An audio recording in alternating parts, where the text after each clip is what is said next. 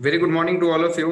आज का जो आर्टिकल है वो उसका हेडिंग है रेनबो ऑफ होप।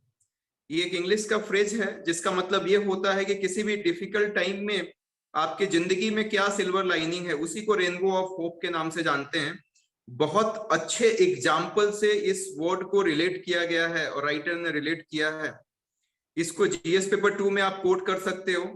और इसमें राइटर ने ये बोला है कि जो एलजीबीटी आईक्यू कमिटी है, एलजीबीटी आईक्यू ये प्लस करके, एलजीबीटी क्यू मतलब कि L for lesbian, B for bisexual, T for transgender, Q for queer और I for intersex, A for asexual.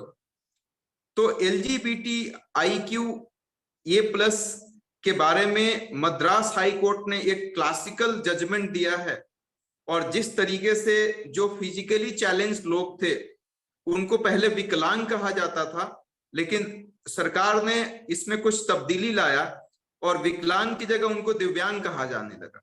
मतलब कि वो एक भगवान के रूप है, कुछ इस तरीके से कहा गया दिव्यांग का मतलब, या कोई दिव्य शक्ति है उनके अंदर, मतलब उनका नोमेनक्लेचर को चेंज किया गया। यही सेम चीज मद्रास हाई कोर्ट ने किया है।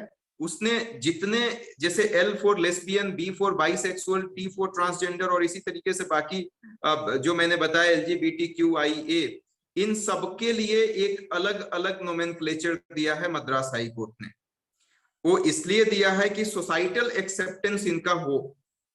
हालांकि राइटर इस बात से बहुत ज्यादा इत्तेफाक नहीं रखते हैं और उन्होंने एक एग्जाम्पल को लिंक किया है। यदि आपने मॉडर्न हिस्ट्री पढ़ा होगा तो आपकी जानकारी के लिए बता दें कि महात्मा गांधी ने भी शेड्यूल कास्ट के लोगों को हरिजन के नाम से बुलाया था। हरिजन का मतलब होता है हरि के जन, मतलब भगवान के जन। हालांकि उनके इस बात से, क्योंकि कास्टिज्म उस समय बहुत ज्यादा था, तो महात्मा गांधी ने उनको हरिजन की उपाधि दी कि ये सब हरिजन है, मतलब ये भगवान के बनाए हुए लोग हैं ये लोग भी। इस बात से डॉक्टर बी आर अम्बेडकर इत्तेफाक नहीं रखते थे, जो उनकी नुमाइंदगी करते थे शेड्यूल कास्ट की। उन्होंने बोला कि सिर्फ नाम रख लेने से हम किसी की नीयत नहीं बदल सकते हैं, जो कुछ हद तक सही भी था यदि इस पे सीरियसली सोचा जाए तो। If it is taken in the right perspective, he was right in stating that simply changing the name is not going to change the mindset of the people। तो यही सेम चीज अभी भी कहा जा रहा है कि आपने एलजीबीटी क्यू का नाम रख दिया, कुछ भी एक कोई रेस्पेक्टेबल नाम रख दिया, इसीलिए इन जो सोसाइटी है उसका माइंडसेट चेंज हो जाएगा, ऐसा कुछ नहीं है। इसका एग्जाम्पल उन्होंने ये भी बोला कि ठीक है, आप संविधान में भी लिख देते हो कि संविधान में भाई एलजीबीटी क्यू, क्योंकि 377 आर्टिकल को आपने डिक्रिमिनलाइज कर दिया है। सेम सेक्स रिलेशनशिप अब क्रिमिनल ऑफेंस नहीं है, ये आपके रूल में आ गया है। लेकिन राइटर ये कहते हैं रूल में तो कास्टिज्म भी नहीं है। कास्टिज्म जो करे उसको पनिशमेंट होना चाहिए, डॉरी जो ले उसको पनिशमेंट होना चाहिए, अनटचेबिलिटी को जो प्रैक्टिस करे उसको पनिशमेंट होना चाहिए। ये आपके संविधान में लिखा हुआ है, इस पर रूल है। लेकिन क्या इतना लिखने के बाद भी, इस रूल के आने के बाद भी आप फॉलो करते हैं क्या? आप मतलब आप लोगों को मैं नहीं कह रहा हूं, जो सुन रहे हैं मुझे, क्या आपकी सोसाइटी में 100% इसको फॉलो अप किया जाता है? आंसर इज बिग नो, नहीं। तो इसी तरीके से भले ही आपने इसको आर्टिकल आईपीसी सेक्शन 377 को डिक्रिमिनलाइज कर दिया हो, लेकिन ये बात शीशे की तरह साफ है कि अभी भी बहुत ऐसे लोग हैं जो इनको हीन भावना से देखते हैं, एलजीबीटी आईक्यू कम्युनिटी को।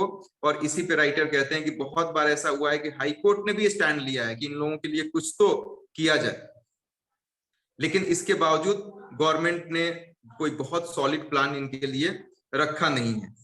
तो लास्ट में यही कहते हैं कि देखो अभी बहुत लंबी लड़ाई है, बहुत ऊंचा पहाड़ चढ़ना है, तो अभी हम लोगों को बहुत जड़ से चीजों को ठीक करने की बात करनी पड़ेगी। नहीं तो देखिए ना, आर्टिकल 14, आर्टिकल 15, आर्टिकल 21, ये सभी फंडामेंटल राइट्स हैं और ये सब basic structure of Indian constitution में आते हैं। इसका वायलेशन का मतलब सीधे सीधे आप सुप्रीम कोर्ट में जा सकते हैं। आपको सबऑर्डिनेट कोर्ट जाने की कोई जरूरत नहीं है, हाई कोर्ट जाने की कोई जरूरत नहीं है। इसका वायलेशन हो रहा है तो आप सीधे सुप्रीम कोर्ट में जा सकते हैं। लेकिन एलजीबीटी आईक्यू को आप देखेंगे तो ये 14, 15 और 21, ये तीनों के तीनों आर्टिकल इनके साथ वायलेट किए जाते हैं, क्योंकि इनको जो डिग्निटी मिली हुई है समाज की तरफ से, वो डिग्निटी इनको नहीं मिला है, मतलब इस आर्टिकल के तहत। तो आप इतना ही है ये article. Thank you so much.